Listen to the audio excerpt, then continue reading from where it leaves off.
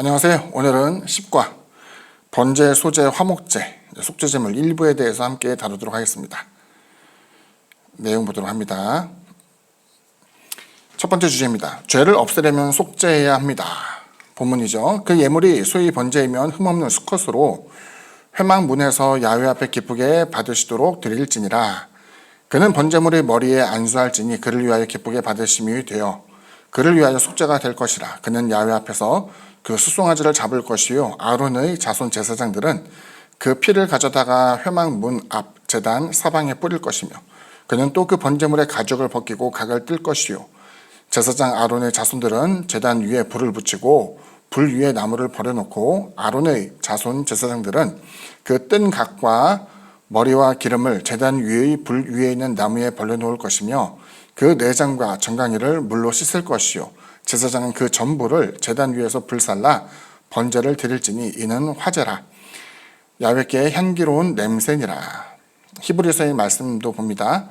염소와 송아지 피로 하지 아니하고 오직 자기의 피로 영원한 속죄를 이루사 단번에 성소에 들어가셨느니라. 그 번제를 드린다라고 할 때 그 번제는 온전한 헌신 이런 것들을 이제 이야기하고 또 번제는 종종 속죄제와 함께 드려지게 되었는데 속죄한 이후에 하나님의 전적인 이제 은혜를 통해서 죄가 속량되어 재차의 헌신을 다짐한 것으로 보여지기도 했습니다.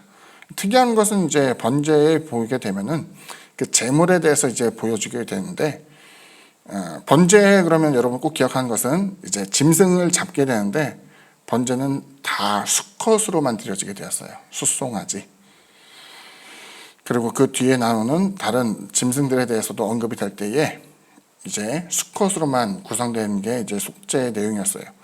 그 두 번째 이제 본문에서 나왔던 것처럼 이제 염소와 송아지를 피로 하지 않냐고 오직 자기의 피로 영원한 속죄를 이루사. 누가 떠올리세요?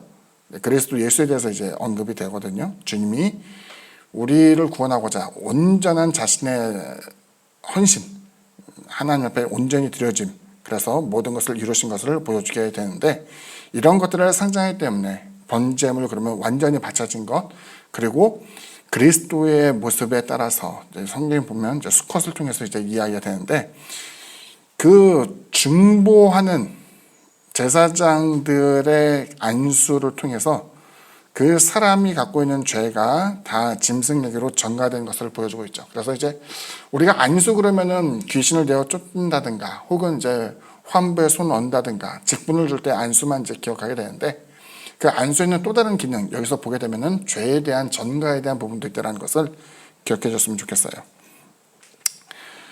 두 번째, 향기로운 냄새는 제물을 하나님께서 수용하셨다, 받아들이셨다라는 것을 나타냅니다. 그리고 못한데 속죄는 번번이 드릴 수 있지만 대속죄를 통해서 속죄에 대한 강조가 이제 나타나게 되었다, 이렇게 보여집니다. 그 1번에 보게 되면 이제 제물은 비싼 것이었다라고 되는데 우리 시대와 비슷해요. 그 소 한 마리라고 하면 가치가 얼마나 크겠습니까? 아마 수백만 원, 뭐 좋은 것은 1,000만 원에 가깝다라고 이야기하는데 죄에 대한 대가 이것이 결코 하나님의 용서를 받게 될 때 이것을 속량하는 데 있어서도 그 대가가 절대로 적지 않다는 것을 우리에게 보여주고 있는 내용입니다. 두 번째 주제입니다. 예배를 회복하려면 속죄해야 합니다. 누구든지 소제의 예물을 야훼께 드리려거든 고운 가루로 예물을 삼아 그 위에 기름을 붓고 또 그 위에 유향을 놓아 아론의 자손 제사장들에게 가져갈 것이요 제사장은 그 고운 가루 한 움큼과 기름과 그 모든 유향을 가져다가 기념물로 제단 위에서 불사를 지니 이는 화제라.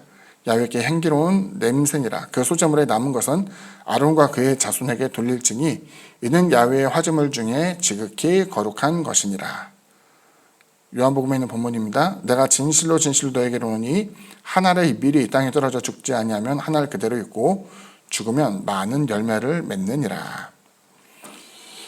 고운 가루 이렇게 이야기할 때 이제 밀가루 정도로 우리가 떠올리기 쉬운데 이제 소재 자체가 그 당시에도 저렴한 것이 아니었다라고 합니다.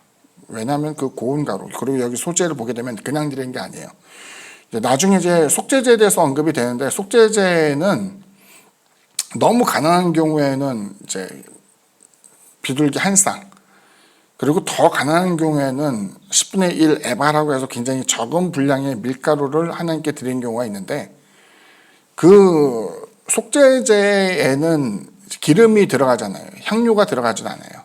그런데 여기 보게 되면은 소제의 자체에는 고운 가루에 감람류나 유향 그리고 값비싼 향료가 들어가야 됐고, 앞서 얘기했던 것처럼 우리가 하나님께 드리는 큰 제물이죠. 그 송아지라든가 염소, 양 이런 것들과 비견했을 때 이것이 적다라고 사실 말하기가 힘들어요.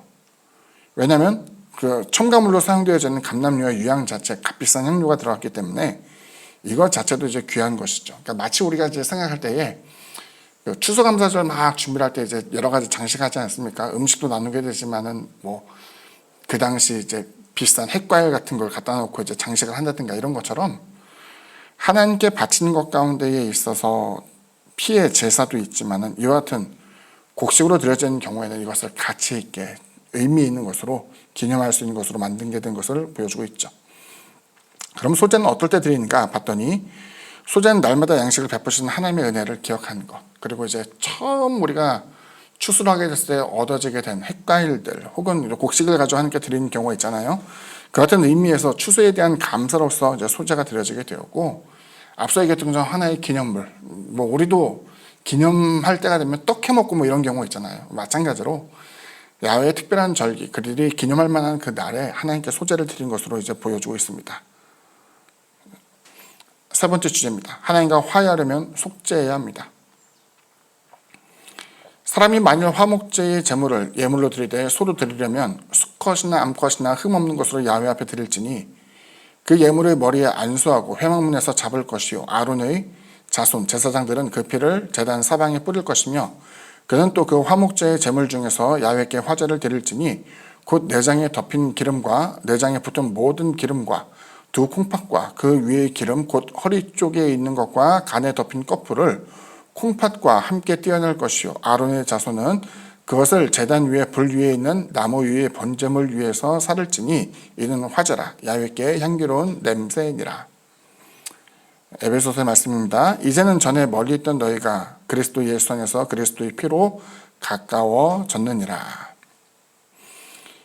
오늘 지금 다룬 게 이제 처음에는 번제, 두 번째는 소제, 지금 다루게 된 것은 이제 화목제입니다. 화목제 예물, 번제와는 좀 다르게 번제에서는 작은 예물로서 비둘기도 드릴 수 있고 뭐 이렇게 되어 있는데, 여기 보게 되면은 화목제는요 큰 제물로만 가능해요. 소 아니면 양 혹은 염소로서만 이게 해당이 됩니다. 그 이유를 살펴볼게요. 화목제는 번제와 달리 기름과 내장 일부만 불에 태웠죠. 그럼 하나님께 드리는 것이 어떻게 되는가 봤더니 이것은 태우고 나머지 제물은 친교로 사용되었습니다. 그래서 이것은 특정 부류, 셋으로 나눌 수 있는데, 하나님께 바치게 되는, 불로 태우게 되는 부분이 있고, 제사장에게 나눈 내용이 있고, 제물을 바친 자, 그리고 이제 제물이 크잖아요. 제물이 크다 보니까는 그 모여있는 회중들과 함께 나누는 음식이 되었어요. 그러니까 이제 우리가 화목제에 대한 성경에서 규정이 있어요. 화목제를 이렇게 드리게 되면은 그 고기를 가지고 하루를 넘겨서는 안 돼요. 물론 이제 이것이 안식일이 끼어 있거나 하게 될 경우에는 하루가 더 연장되는 예외가 있을 수는 있지만은, 이러한 것들을 통해서 화목제는 대다수는 친교의 의미로서 이제 사용되어지게 되는 것이죠. 그러니까 우리가 주님의 살과 피를 나눈다라고 이야기할 때 그 의미는 속죄 내용도 있고, 화목 제물을 통해서 하나님과 원수되었던 것이 화목하게 되었다. 그리고 그리스도 안에서 함께 그리스도의 은혜를 누리는 사람들은 한 형제요, 가족이 되었다는 것을 보여주는 내용이기도 해요. 화목제는 그럼 보통 어떻게 쓰여지는가 봤더니, 화목제는 죄를 구원하신 하나님께 대한 감사, 혹은 내가 하나님 앞에 서원을 할 때, 기드온이 하나님 앞에 부르심을 받게 되었을 때에 소를 가져와서 이제 불에 태워서 이걸 가지고 또 함께 나누던 음식, 뭐 이런 것들을 떠올리게 되는데, 이와 같은 내용이 이제 많이 등장하게 되죠. 그리고 그 화목제 같은 경우는 야, 너는 화목제를 드려야 돼라고 하는 것이 아니라, 화목제는 다 자원제로 드리게 되었다는 거를 기억하셔야 돼요. 내가 하나님과의 사이 회복되어서 좋게 되었다. 친교를 위해서, 또 공동체를 위해서 음식을 대접할 때, 우리 같은 경우는 그냥 잔치를 벌인다라고 이야기할 수 있겠지만은 하나님에 대한 감사와 그 얻어진 고기를 가지고 함께 나눈다는 친교의 의미에서 그 당시에 이제 화목제물을 하나님께 바쳤다라는 의미로 쓰인 것을 이제 보여주고 있죠. 구약에는 이제 5대 제사가 나오죠. 오늘 이제 번제, 또 소제, 화목제에 대해서 이야기했지만 이제 다음 주에는 속죄제와 속건제에 대해서 이제 이야기를 하게 됩니다. 특별히 이제 그 번제 같은 경우는 단독으로 쓰인 경우도 물론 있겠지만은 대부분의 경우는 속죄제와 함께 쓰여지게 되는데 자세한 내용 이렇게 정리를 하고 다음 주에는 5대 제사에 대해서 간략한 정리를 이제 여러분에게 말씀드리고자 합니다. 그럼 다음 주에 뵙도록 하겠습니다. 감사합니다.